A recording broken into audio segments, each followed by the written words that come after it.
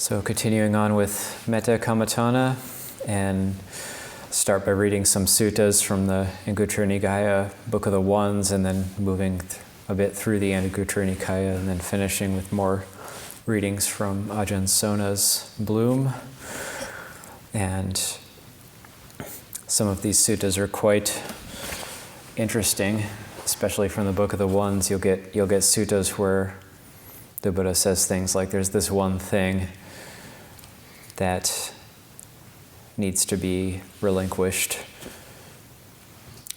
What is that one thing? And he'll say, like, greed. And then the next sutta will be, what's the one thing that needs to be relinquished? Anger. What's the one thing that needs to be relinquished? Delusion. So you'll get these, that's the one thing that needs to be relinquished. So it harkens back to the Buddha's talking about working with different energies, coming at it from a different angle.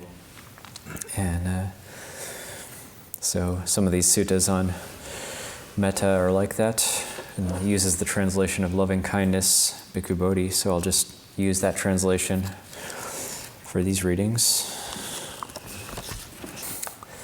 This is starting in Anguttara Nikaya, Book of the Ones, Sutta 53, and moving on from there.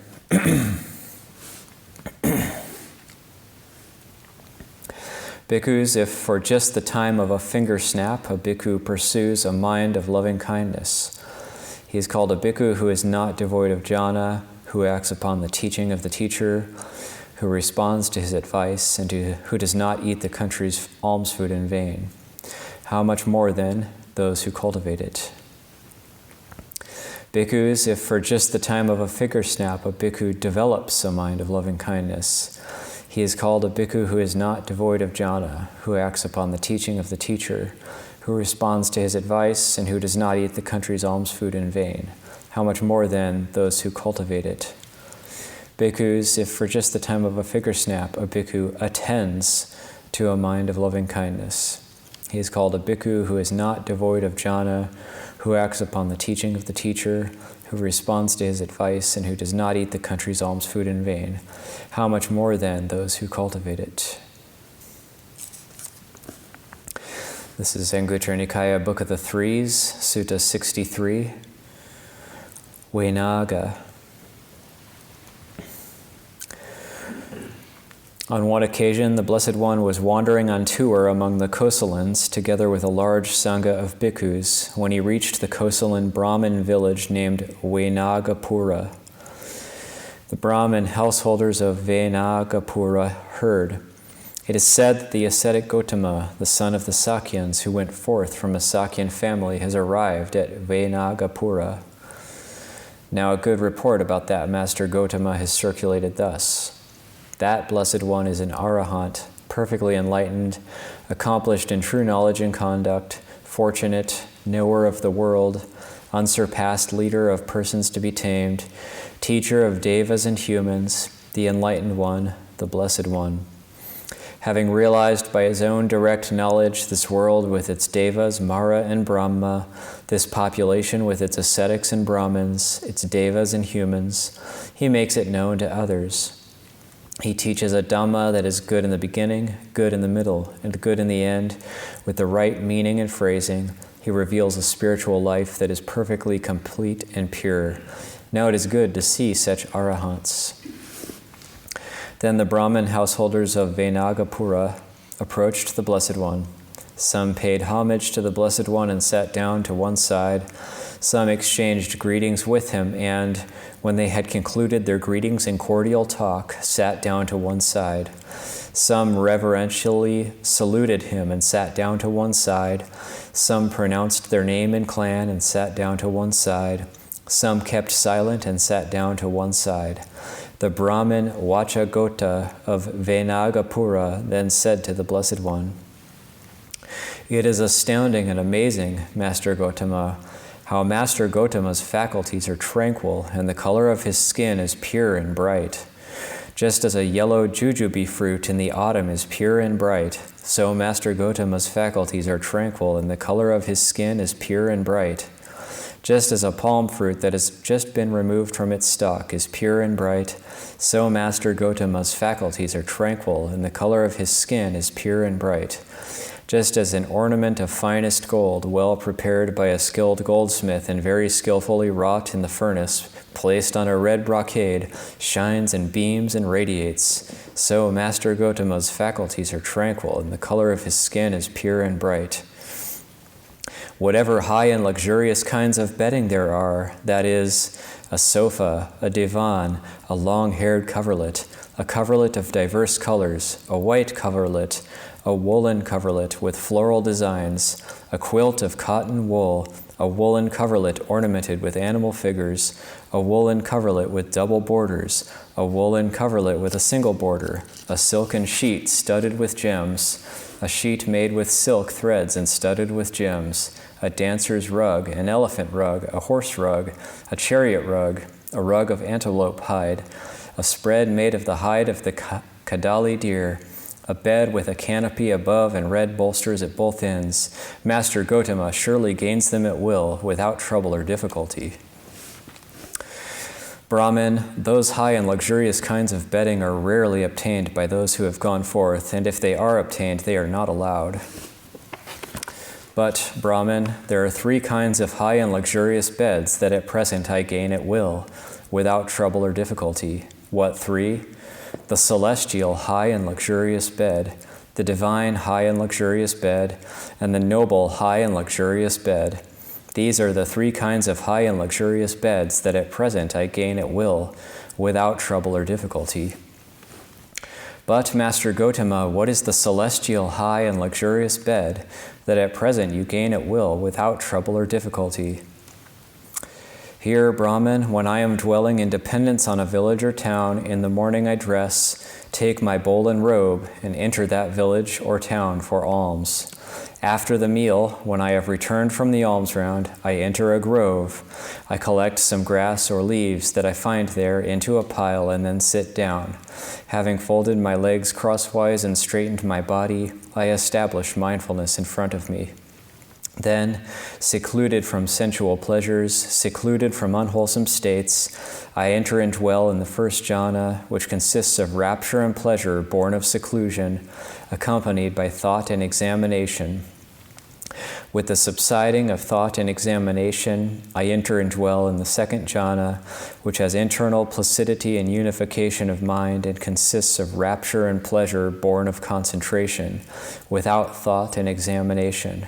With the fading away as well of rapture, I dwell equanimous and mindful and clearly comprehending. I experience pleasure with the body. I enter and dwell in the third jhana, of which the noble ones declare, he is equanimous, mindful, one who dwells happily. With the abandoning of pleasure and pain, and with the previous passing away of joy and dejection, I enter and dwell in the fourth jhana, neither painful nor pleasant, which has purification of mindfulness by equanimity. Then, Brahmin, when I am in such a state, if I walk back and forth, on that occasion my walking back and forth is celestial. If I am standing, on that occasion my standing is celestial. If I am sitting, on that occasion my sitting is celestial. If I lie down, on that occasion, this is my celestial high and luxurious bed. This is that celestial high and luxurious bed that at present I can gain at will without trouble or difficulty. And there's a note here. The commentary says that his walking back and forth is celestial when, having entered the 4 jhanas, he walks back and forth, and his walking back and forth is celestial when, after emerging from the 4 jhanas, he walks back and forth. This seems to imply that walking can occur even with the mind in jhana. This, however, is contradicted by the dominant understanding that jhana is a state of uninterrupted absorption in an object, in which case intentional movements like walking would not be possible. So some of the commentaries say that this means walking back and forth after emerging from the jhanas. So there are different views on that in Thailand as well, that some Kruba Ajahns will say that you can be in first jhana and still be while you're walking back and forth, but then that's a controversial point. It is astounding and amazing, Master Gotama. Who else, apart from Master Gotama, can gain at will, without trouble or difficulty, such a celestial, high and luxurious bed? But Master Gotama, what is the divine, high and luxurious bed that at present you gain at will, without trouble or difficulty? Here, Brahman, when I am dwelling in dependence on a village or town, in the morning I dress, take my bowl and robe, and enter that village or town for alms. After the meal, when I have returned from the alms round, I enter a grove. I collect some grass or leaves that I find there into a pile and then sit down. Having folded my legs crosswise and straightened my body, I establish mindfulness in front of me. Then I dwell pervading one quarter with a mind imbued with loving kindness. Likewise the second quarter, the third quarter, and the fourth quarter. Thus above, below, across, and everywhere, and to all as to myself, I dwell pervading the entire world with a mind imbued with loving kindness, vast, exalted, measureless, without enmity, without ill will. I dwell pervading one quarter with a mind imbued with compassion, with a mind imbued with altruistic joy, with a mind imbued with equanimity. Likewise the second quarter, the third quarter, and the fourth quarter. Thus above, below, across, and everywhere, and to all as to myself, I dwell pervading the entire world with a mind imbued with equanimity, vast, exalted, measureless, without enmity, without ill will. Then, Brahman, when I am in such a state, if I walk back and forth, on that occasion my walking back and forth is divine. If I am standing, on that occasion my standing is divine. If I am sitting, on that occasion my sitting is divine. If I lie down, on that occasion this is my divine, high and luxurious bed. This is that divine, high and luxurious bed that at present I can gain at will without trouble or difficulty. It is astounding and amazing, Master Gotama. Who else, apart from Master Gotama, can gain at will without trouble or difficulty such a high and luxurious bed? But, Master Gotama, what is the noble, high and luxurious bed that at present you gain at will without trouble or difficulty? Here, Brahman, when I am dwelling in dependence on a village or town, in the morning I dress, take my bowl and robe, and enter that village or town for alms. After the meal, when I have returned from the alms round, I enter a grove. I collect some grass or leaves that I find there into a pile, and then sit down. Having folded my legs crosswise and straightened my body, I establish mindfulness in front of me.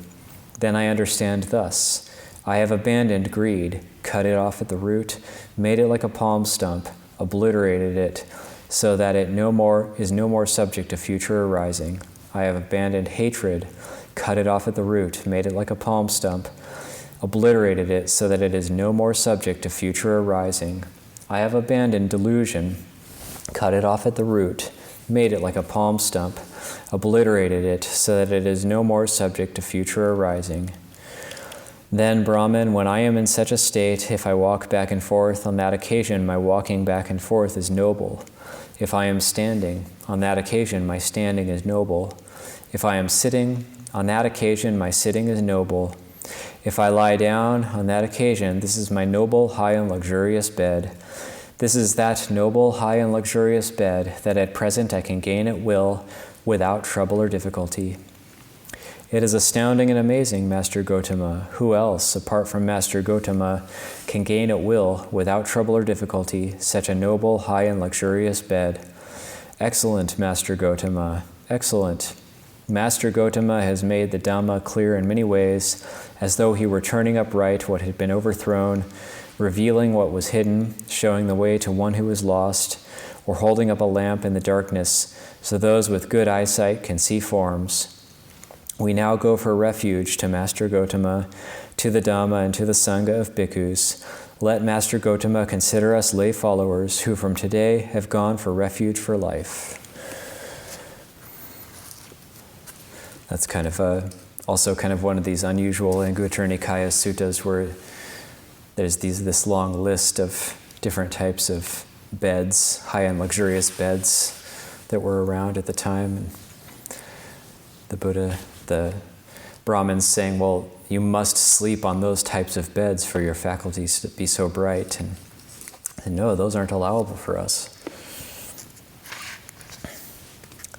This is a sutta now from the Book of the Fours, Sutta 67. And this is, the sutta is called Snakes, but it's the Virupakehi Paritta, and it's a chant that we do to protect ourselves from spreading merit or spreading metta to the 4 Naga kings, or 4 classes of snake. You could say maybe they're like symbolic of all types of nagas, but also it's a spreading of metta to all animals and all beings around. So it's seen as a, since the time of the Buddha, this has been seen as a protection, not just from snakes, but from being assaulted or assailed by various types of animals. On one occasion, the Blessed One was dwelling at Savatthi in Jeta's Grove, Anathapindika's park. Now on that occasion, in Savatthi, a certain bhikkhu had been bitten by a snake and had died. Then a number of bhikkhus approached the Blessed One, paid homage to him, sat down to one side, and said, "Bhante, a certain bhikkhu here in Savatthi was bitten by a snake and died." The Blessed One said, "Surely, bhikkhus, that bhikkhu did not pervade the 4 royal families of snakes with a mind of loving kindness, for if he had done so, he would not have been bitten by a snake and died. What are the 4? The Virupaka royal family of snakes, the Arapata royal family of snakes, the Chabayaputa royal family of snakes, and the black Gotamaka royal family of snakes. Surely that bhikkhu did not pervade these 4 royal families of snakes with a mind of loving kindness, for if he had done so, he would not have been bitten by a snake and died. I enjoin you, bhikkhus, to pervade these 4 royal families of snakes with a mind of loving kindness for your own security, safety, and protection." And then the chant, which is translated here. I have loving kindness for the Virupaka snakes. For the Arapata snakes, I have loving kindness. I have loving kindness for the Chabayaputa snakes. For the black Gotamakas, I have loving kindness. I have loving kindness for footless creatures. For those with 2 feet, I have loving kindness. I have loving kindness for those with 4 feet. For those with many feet, I have loving kindness. May footless beings not harm me. May no harm come to me from those with 2 feet. May 4-footed beings not harm me. May no harm come to me from those with many feet. May all beings, all living things, all creatures, everyone, meet with good fortune. May nothing bad come to anyone. The Buddha is measureless, the Dhamma is measureless, the Sangha is measureless. Creeping things, snakes, scorpions, centipedes, spiders, lizards, and rats are finite. I have made a safeguard, I have made a protection. Let the creatures retreat. I pay homage to the Blessed One, homage to the 7 perfectly enlightened ones.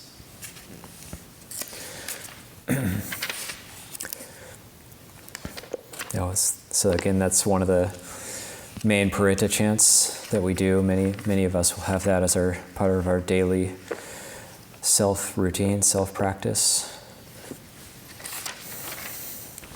And this is from the Book of the Sixes, Sutta 11, called Cordiality. Bhikkhus, there are these 6 principles of cordiality. What 6? Here a bhikkhu maintains bodily acts of loving kindness toward his fellow monks, both openly and privately. This is a principle of cordiality. Again, a bhikkhu maintains verbal acts of loving kindness toward his fellow monks, both openly and privately. This, too, is a principle of cordiality. Again, a bhikkhu maintains mental acts of loving kindness toward his fellow monks, both openly and privately. This, too, is a principle of cordiality. These are the Saraniya Dhammas. That's the first 3. It'll go on, but there's a note there that these are the Saraniya Dhammas: courteous, pleasing, polite, friendly Dhammas. their means of dwelling at ease. Again, a bhikkhu shares without reservation any righteous gains that have been righteously obtained, including even the contents of his alms bowl, and uses such things in common with his virtuous fellow monks. This too is a principle of cordiality. Again, a bhikkhu dwells both openly and privately, possessing in common with his fellow monks virtuous behavior that is unbroken, flawless, unblemished, unblotched, freeing, praised by the wise, ungrasped, leading to concentration. This too is a principle of cordiality. Again, a bhikkhu dwells both openly and privately, possessing in common with his fellow monks a view that is noble and emancipating, which leads out, for one who acts upon it, to the complete destruction of suffering. This too is a principle of cordiality. These bhikkhus are the 6 principles of cordiality.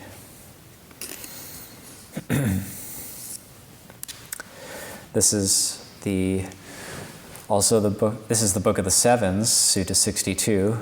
The sutta is called "Do Not Be Afraid of Merit."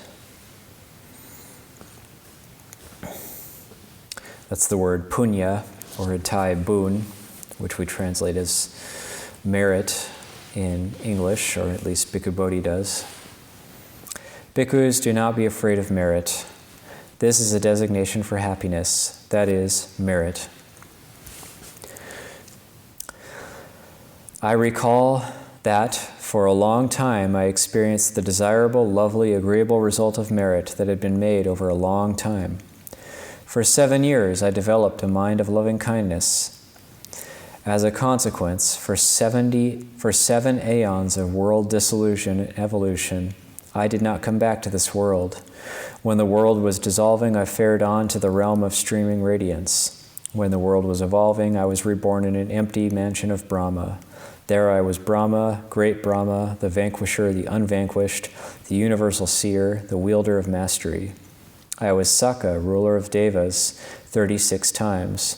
Many hundreds of times I was a wheel-turning monarch, a righteous king who ruled by the Dhamma, a conqueror whose rule extended to the 4 boundaries, one who had attained stability in his country, who possessed the 7 gems. I had these 7 gems, that is, the wheel gem, the elephant gem, the horse gem, the jewel gem, the woman gem, the treasure gem, and the advisor gem as the 7th. I had over 1,000 sons who were heroes, vigorous, able to crush the armies of their enemies. I reigned after conquering this earth as far as its ocean boundaries, not by force and weapons, but by Dhamma. And then there's verses. If one seeks happiness, look to the result of merit, the result of wholesome deeds. For 7 years I developed a loving mind, O bhikkhus, and for 7 aeons of dissolution and evolution, I did not come back again to this world. When the world was dissolving, I fared on to the realm of streaming radiance. When the world was evolving, I fared on to an empty Brahma mansion.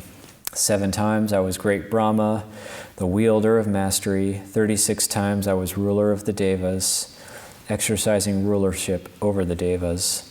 I was a wheel-turning monarch, the lord of Jambudipa, a head-anointed Khattiya, and sovereign among human beings.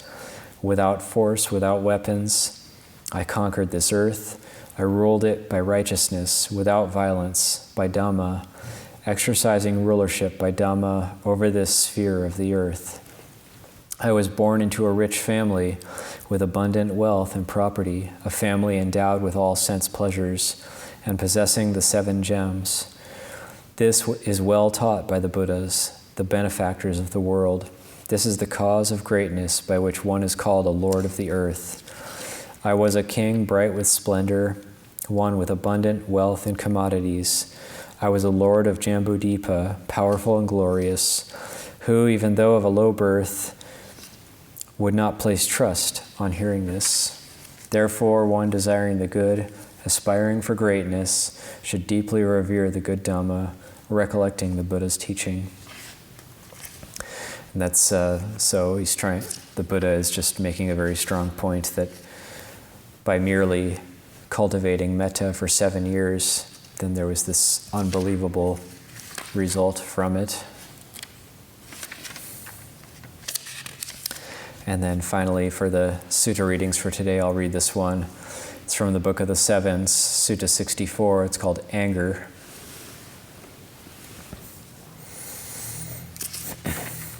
And talking about the many drawbacks of anger. Bhikkhus, there are these 7 things that are gratifying and advantageous to an enemy that has come upon an angry man or woman. What 7? 1. Here, bhikkhus, an enemy wishes for an enemy. May he be ugly. For what reason? An enemy does not delight in the beauty of an enemy. When an angry person is overcome and oppressed by anger, though he may be well bathed, well anointed, with trimmed hair and beard, dressed in white clothes, still he is ugly. This is the first thing gratifying and advantageous to an enemy that comes upon an angry man or woman. 2. Again, an enemy wishes for an enemy. May he sleep badly. For what reason? An enemy does not delight when an enemy sleeps well. When an angry person is overcome and oppressed by anger, though he may sleep on a couch spread with rugs, blankets, and covers, with an excellent covering of antelope hide, with a canopy and red bolsters at both ends, still he sleeps badly. This is the second thing, gratifying and advantageous to an enemy that comes upon an angry man or woman. 3. Again, an enemy wishes for an enemy. May he not succeed. For what reason? An enemy does not delight in the success of an enemy. When an angry person is overcome and oppressed by anger, if he gets what is harmful, he thinks, I have gotten what is beneficial. And if he gets what is beneficial, he thinks, I have gotten what is harmful. When, overcome by anger, he gets these things that are diametrically opposed, they lead to his harm and suffering for a long time. This is the third thing gratifying and advantageous to an enemy that comes upon an angry man or woman.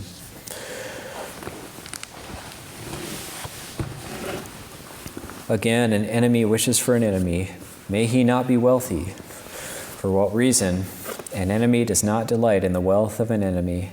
When an angry person is overcome and oppressed by anger, kings appropriate for the royal treasury any wealth he has acquired by energetic striving, amassed by the strength of his arms, earned by the sweat of his brow, righteous wealth righteously gained. This is the fourth thing gratifying and advantageous to an enemy that comes upon an angry man or woman. Again, an enemy wishes for an enemy. May he not be famous. For what reason? An enemy does not delight in the fame of an enemy.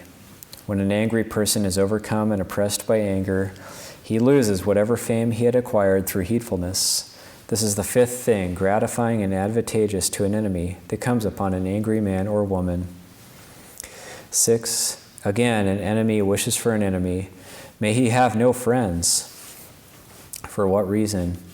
An enemy does not delight in an enemy having friends. When an angry person is overcome and oppressed by anger, his friends and companions, relatives and family members avoid him from afar. This is the sixth thing, gratifying and advantageous to an enemy that comes upon an angry man or woman. 7. Again, an enemy wishes for an enemy. With the breakup of the body after death, may he be reborn in the plane of misery and a bad destination in the lower world, in hell. For what reason? An enemy does not delight in an enemy's going to a good destination. When an angry person is overcome and oppressed by anger, he engages in misconduct by body, speech, and mind. As a consequence, still overcome by anger, with the breakup of the body, after death he is reborn in the plane of misery, in a bad destination, in the lower world, in hell. This is the seventh thing gratifying and advantageous to an enemy that comes upon an angry man or woman. These are the 7 things gratifying and advantageous to an enemy that comes upon an angry man or woman. And it ends with verses. The angry person is ugly. He also sleeps badly. Having gained some benefit, he takes it to be harmful. The angry person, overcome by anger, having slain by body and speech, incurs the loss of wealth. Maddened by anger, he acquires a bad reputation. His relatives, friends, and loved ones avoid the angry person. Anger is a cause of harm. Anger stirs up mental turmoil. People do not recognize the peril that has arisen from within. The angry person doesn't know the good. The angry person doesn't see the Dhamma. There is just blindness and dense gloom when anger overcomes a person. When an angry person causes damage, whether easily or with difficulty, later when the anger has vanished, he is tormented as if burned by fire. He shows recalcitrance as a fire does a smoky crest. When his anger spreads outward, people become angry on his account. He has no shame or fear of wrong. His speech is not respectful. The one overcome by anger has no island of safety at all. I will tell you about the deeds that produce torment. Listen to them as they are, remote from those that are righteous. An angry person slays his father. An angry person slays his own mother. An angry person slays a Brahmin. An angry person slays a worldling. The angry worldling slays his mother, the good woman who gave him life, the one by whom he was nurtured and who showed him this world. Those beings, like oneself, each hold their self most dear, yet those who are angry kill themselves in various ways when they are distraught about diverse matters. Some kill themselves with a sword. Some who are distraught swallow poison. Some hang themselves with a rope. Some jump into a mountain gorge. Deeds that involve destroying growth and deeds that cause their own death. When doing such deeds, they do not know that defeat is born of anger. Thus, death's snare hidden in the heart has taken the form of anger. One should cut it off by self-control, wisdom, energy, and right view. The wise person should eradicate this one unwholesome quality. In such a way, one should train in the Dhamma. Do not yield to recalcitrance. Free from anger, their misery gone. Free from delusion, no longer avid. Tamed, having abandoned anger, the taintless ones attain Nibbana.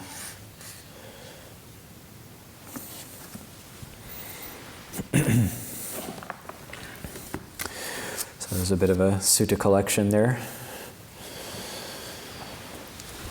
Any questions or comments before I go into the reading of Bloom? Ajahn, I had a question in regards to if you have a primary kammatthana and there are aversive states arising and there's the need to cultivate metta, should you temporarily switch the kammatthana or just kind of drop your primary kammatthana and make metta the primary practice for a while until those aversive states kind of subside? It's just more like mindfulness of it, watching it. It doesn't necessarily mean you need to change right away. It's not a failure if those states come up, but then seeing them and knowing to not act on them. That's, if you have anger arising toward, somebody, you don't just get up from your meditation and start attacking them or something, and so you don't act on it. You see it with mindfulness. Don't give it power. Sometimes reacting to it by changing your meditation object or by trying to crush it, sometimes that empowers it, actually gives it more power, rather than just seeing it as a fleeting cloud passing by. That doesn't, not allowing it to have so much sway over the heart. I don't know if Ajahn Kriyadarmo has any comments on that.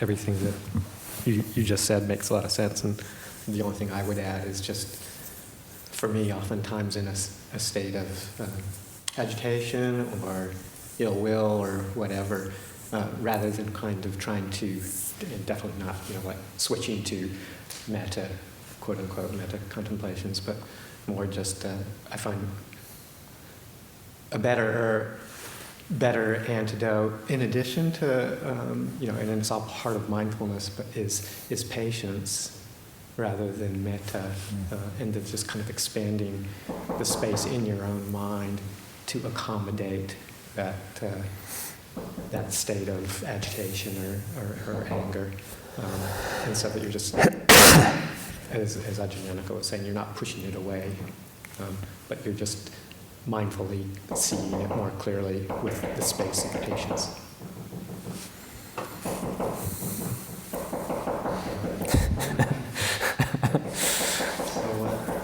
What if? Well, there's another question back there. Yeah, let somebody else ask a question too. I found it curious that one who is angry should commit suicide in that sutta. And I'm curious if the word anger is maybe inclusive of other similar mental states as well. Yeah, absolutely. Yeah, I think of like the Buddha referring to like self-hatred or anger directed toward oneself,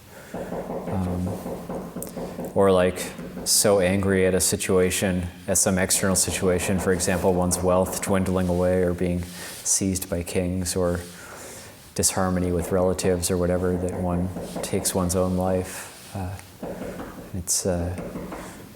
One is so incredibly distraught that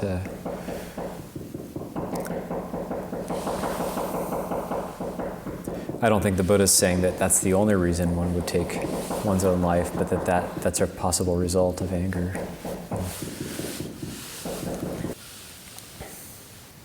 One other small little interesting thing about whether one can be moving around in jhanas.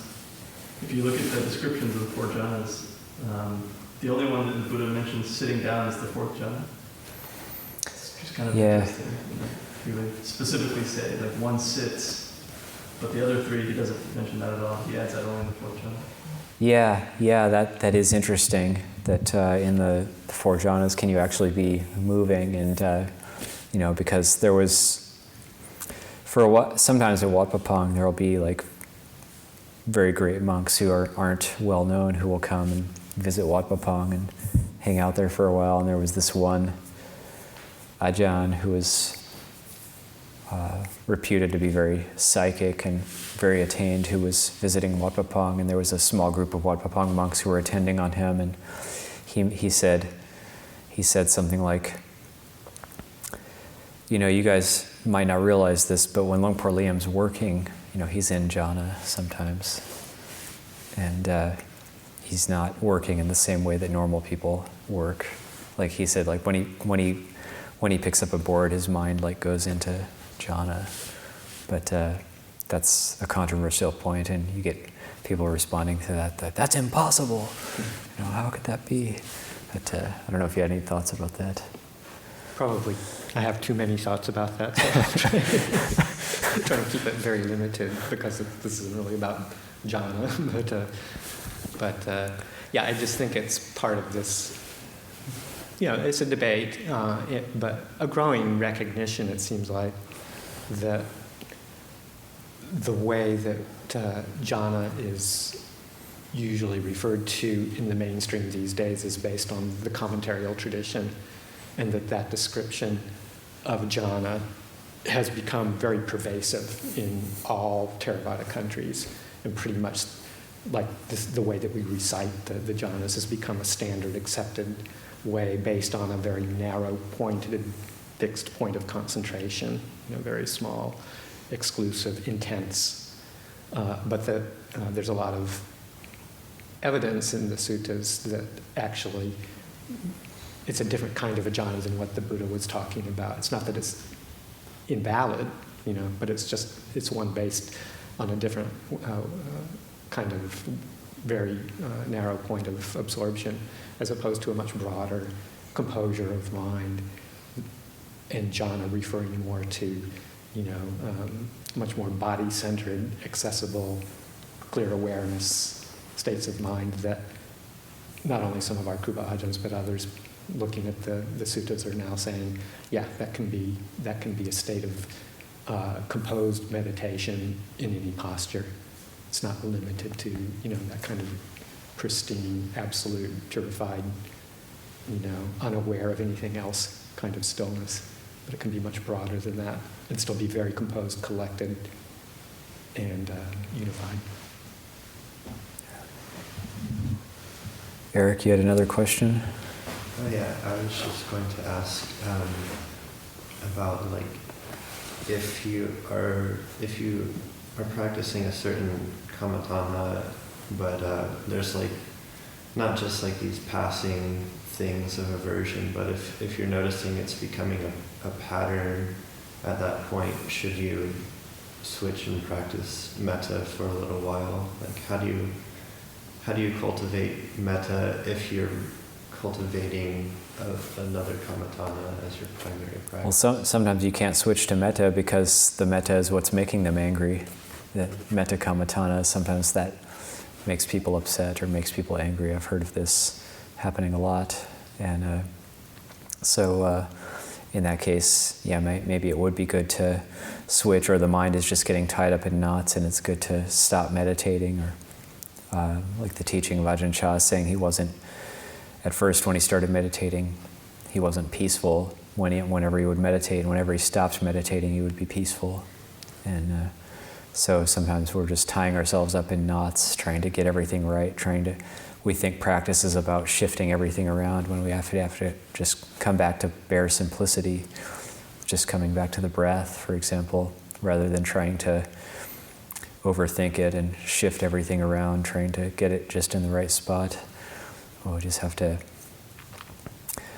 sometimes it coming back to just the breath, or dropping Buddho, or stopping meditating and going and staring at the sky, or spacing out for a while. Sometimes you just get skilled over time with things like this.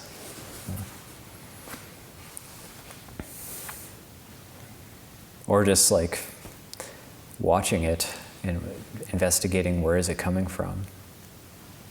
Not necessarily following it, but investigating, why is this coming about? Is there some sort of trauma or something sometimes there's something calling for your attention, and we just try to keep coming back to the meditation object and it still keeps calling for our attention, so then we need to investigate it or do an interview with it, meet with it, and see what's this coming from? Why is this calling out for my attention? Can I address this and try to bring some closure somehow? Short reading. This is from the second half of this book, Bloom. Loving kindness already has its reward. It's the opening quote from Ajahn Sona.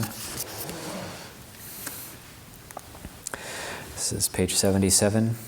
The talk is called Dive In. We have a stretch of time ahead of us that doesn't come often in most people's lives, a time to devote to the heightened mind of which the Buddha often speaks. The Buddha also reminds us that life is uncertain, and so we should not become jaded, but should ask ourselves, when will we have this opportunity again? If you have managed to arrange your life to do many retreats, you know that it takes many structures of support to make this time possible. The higher mind does not arrive until the hindrances have been left behind, and you may have been struggling to free yourself of these things. But you have put in a great deal of effort that may manifest and bloom, even in this retreat ahead of you now. Emphasis in meditation is often placed on reflections upon the three marks of existence: the impermanence, unsatisfactoriness, selflessness, or insubstantiality of things. But this is not all there is. The Buddha and many people who have walked the path before us have given a whole battery of instruction and encouragement. There are many helpful aspects before we break through into the insights of anicca, dukkha, and anatta. I would say that to reflect, to do perhaps what we might call vipassana-type practices, before we've established ourselves in some substantial degree of lucidity and serenity, is probably not the best return on the investment of our time.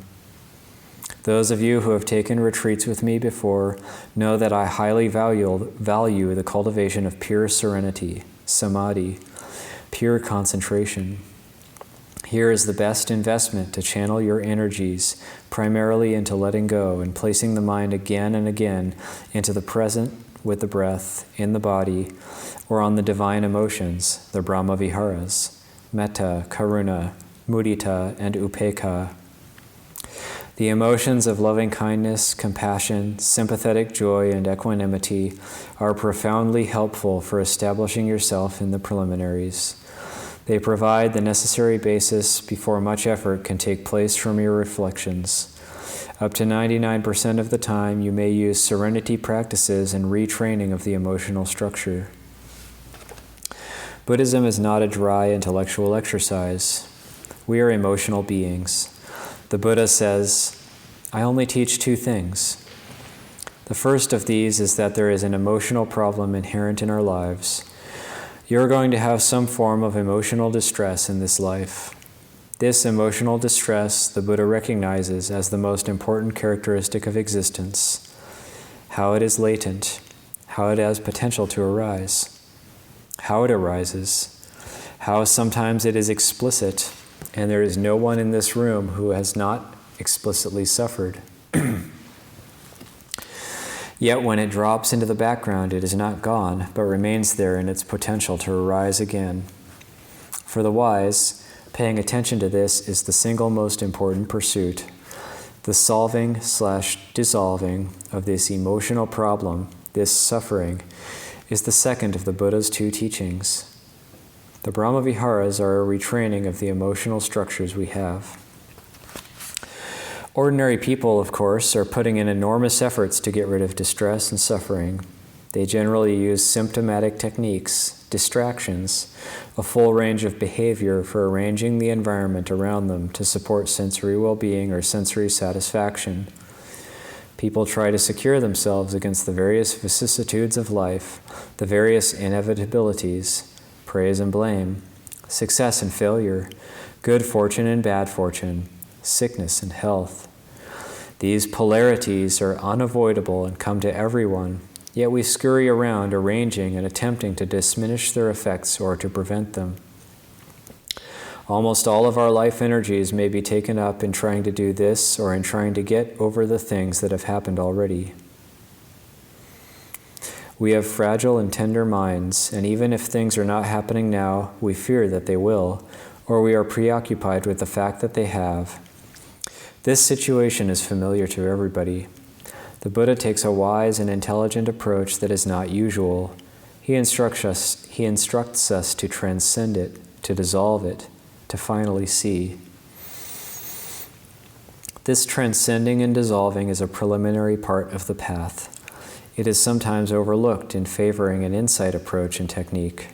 However, when you free yourself from the primary delusions, the hindrances, the psychic irritants, you will experience an emotional model. Being free, even temporarily, will give you a clear taste, an impression of what it would be like to be free of suffering.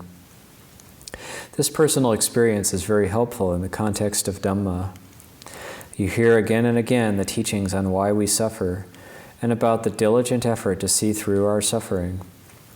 You hear this in my talks and in the primary teachings of the Buddha, and yet this seeing through is not easy. It is not easy because we don't spend enough time on the preliminaries. The preliminaries are simply returning again and again to a deliberate effort to free ourselves of the normal preoccupations of the mind. This is very beautiful in itself. In these efforts, in retreat, and hopefully afterwards, you'll be doing things that are not you, not familiar or natural, not the way you normally feel.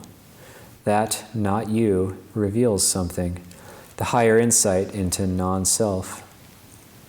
Although this may not be easy, it is not that you are going to do something difficult. In fact, you are going to stop doing difficult things which are injurious to you, which are problematic, but which you have come to regard as being you. So this is one of the clues. When you are doing something that is really not in your character to do, then you're onto something. You're taking some right angle, 90-degree turns in your ordinary way of being, not following what you normally follow, not carrying what you normally carry. Of course, you will feel some sort of habit structures, but it is possible, amazingly enough, to just stop and go in a direction that is not familiar, not your pattern. We are rarely motivated to do that. People around us expect us to follow our habitual patterns. They encourage you to be you. So here in the monastery, we put ourselves in a unique situation. Here somebody is talking to you night after night about not being you. This is not just about being comfortable with yourself, with your problems and faults, although there is certainly no value in being distressed over shortcomings, real or fabricated. Distress is never helpful. It is just a way of delaying the process you need to get on with. You need to drop distress. By distress, I mean self-criticism, which is so rampant and common in our culture. The inner voice which harps on past failings and present character deficits, the voices that fill you with anxiety about your own weaknesses regarding the future. These voices are unhelpful and lead to a strong sense that you need to be disciplined or punished. It doesn't seem right that you should get away with it. Yet, this is what the Buddha is offering. He is saying that you are wasting your time dwelling on your faults. There is a way out of these things, and it is not by excessive self-criticism. It is to drop those patterns, stop those patterns. The Buddha is inviting you to just let them go and get on with something beautiful. There are two types of people. Some feel they are quite deserving of the beautiful, and others feel they are not deserving of the beautiful. The Buddha says, never mind whether you are deserving or not. All you have to do is put this process in place and see what happens. Do not have opinions about your abilities, because in general, people overestimate or underestimate their possibilities. You do not have to decide whether you can do it or not. It's probably beyond your capacity to know. You will only find out by doing it, not deciding ahead of time whether you can or you can't. People spend this kind of misdirected effort in all walks of life. When they get a job, when they're in a relationship, they want to know, can I do this? This is primarily a waste of time. The only thing is just to get on with doing it. The dominant factor in the teachings of the Buddha, and the best investment you can make, is exerting energy and effort in simply freeing yourself from the hindrances and enjoying the results immediately, as soon as possible. There's a lot of value in the sheer distancing from your normal various moods, which are not always so great. In this retreat, if you can, get in 9 or 10 days of repetition of the dropping of your normal processes and go back to the simplicity of the breath or the cultivation of loving kindness again and again. You will find a sense of detachment arising, removal from your ordinary condition. In this special environment here, you have nothing else to do. You can find here what neurosciences might call a shutting down of the cortex for a while. This is very valuable. It's possible that you will not have to do a lot of insight practice, because what is getting in the way is too much mental activity, preventing you from realizing what you already know, but can't seem to act on. There must be a lot of trust in the process of shutting down your normal activities and repetitively cultivating some non-normal activities. Focus the mind again and again. Bring it back to the object, the simple air element, the breath, or the uplifting emotions of profound friendliness and love. You should induce a quite abnormal state, but it is not an unhealthy state and there is no danger in it. It's a beautiful state, a healthy state. The ordinary person may run away from this, but you are all here as meditators and you are open to this kind of idea, however contrary it is to the ordinary speech and attitudes of the world. It is going in a completely different direction. You will not get the special effects, the special results, if you stay with the techniques and strategies for getting through life that you have ordinarily cultivated. You really have to do something very different. If you're already in a state of grace, keep it up. Stay there. If you have a little touch of it, deepen it. The Buddha says this is one area you can be greedy in. Do not throw away your craving and desire for this, as it is chanda, the proper thing to have. Do not be nervous about this. This will enhance your life. It may, of course, cause difficulties in your life as well. If you get a taste of freedom, of love, of this realm we're talking about, it does change things about how you're going to live your life. It does change your relationships, and some of these relationships are lifelong and important. The awkwardness that may occur as your whole life changes is the adventure. If you change and become less worldly, it will alter how you process everything in life. And sometimes this is a little awkward or difficult, but it's worth it. Yet this is sometimes our inner fear. We resist this. We worry about how we will relate to the people in our life. Some of these people may not even be alive anymore, and yet we are still in a relationship with them. When you change, everything changes. That little whisper of resistance is the self, the identity. It says, this could cause problems if I really did this. So we have a sense of going against the self. How you deal with this resistance is that you don't argue your way through it. It's not a moment of courage. It's just going back to the breath, going back to the wholesome emotion and seeing what happens. Put the voices of reluctance and fear aside, the voices of caution. Just go back to this moment, this breath. One more minute of letting go of the endless stream of thinking.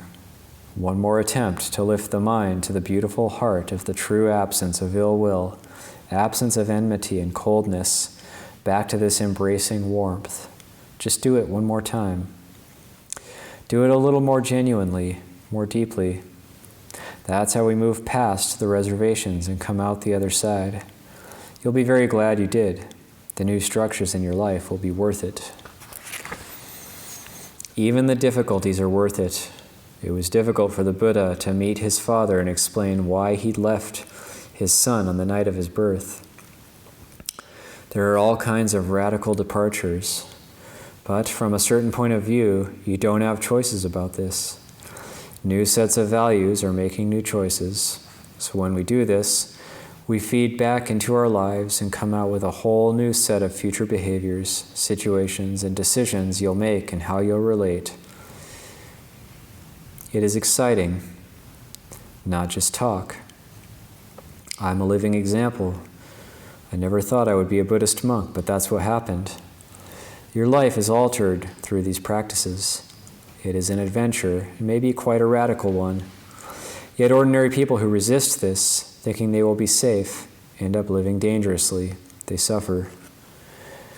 As this retreat begins, I urge you to explore deeply, to dive in. Completely immerse yourself physically with your whole body into this, just like swimming in the ocean. This is not a dry intellectual exercise, and it will not have any effect if you keep it as a crossword puzzle. It's a full spiritual step into a different element. The Buddha used the word element. He's talking about different universes of being. You don't just get your toes wet. You need to go in and swim. Here you have an understanding crowd of people around you, all trying to do that, and also understanding monks. This is a supportive and ideal situation. Do not feel self-conscious. You have the opportunity to explore deeper levels of being. This does not mean getting fired up with super discipline or the wrong kind of effort. It's not about being gung-ho. It's about opening to the experience. Sometimes determination can work against us, and our extra efforts just create tension, so we have to watch that. At the same time, do not be lazy. I prefer the motivation of curiosity, of wondering what could happen, and also cultivating profound goodwill for yourself. Try to give yourself this gift. That's a very motivating thing. You will find life energy there. You will find what the Buddha meant by right effort. Not the wrong effort of harshness and not slackness, but the right effort of the joy of giving yourself the gift, the one gift of freedom, of transformation, of profound enrichment of the emotional dimensions. This is the gift that matters.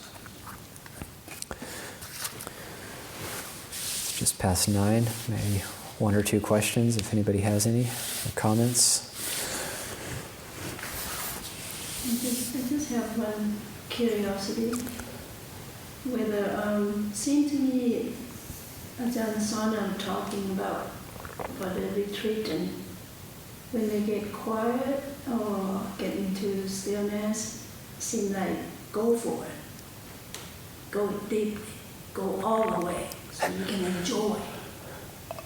Now he doesn't seem to say that you should do lots of insight, impermanent, those kind of things. So I wonder, you would recommend that also for monks or?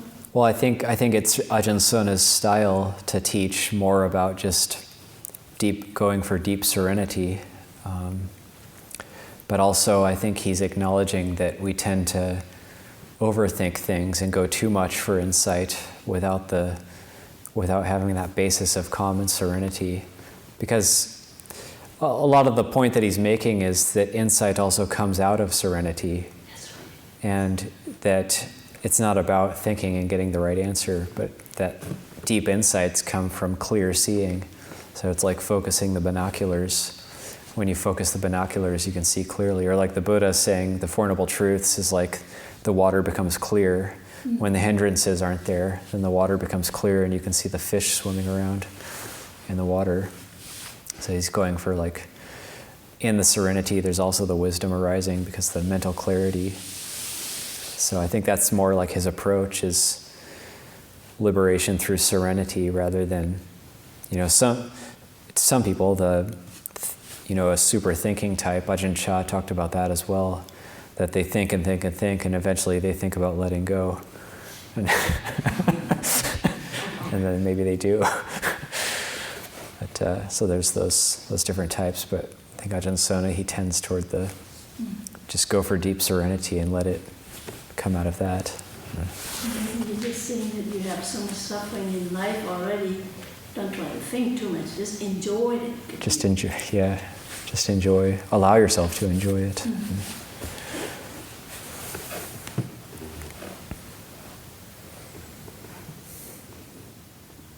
I also like at the very end how he says, like, not being too gung-ho, but not being lazy, but one antidote to laziness is actually curiosity.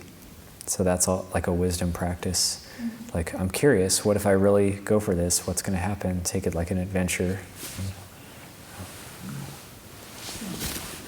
Something I heard that makes me think of is someone compared practice to birding, where they go out in the forest and look for birds and try to understand the different characteristics and behaviors, and they compare it with, investigating the mind, understanding the different characteristics and behaviors and the defilements, and kind of building an inner field guide in mind to understand it better. You can do that, but also to not do it just out of fascination for birds, but you're doing it to try to stop suffering. But there's a whole purpose to it, rather than just investigate the defilements and be able to write treatises about them. And, we want to be able to actually taste the end of suffering, the serenity, the freedom. There's a whole motivation behind it.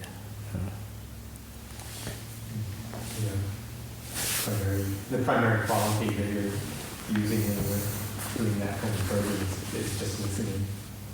Just listening. Yeah, like bird's song, you're just listening,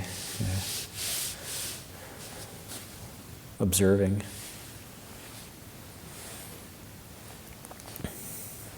Okay. Okay. Okay. Okay. Okay. Okay. Okay.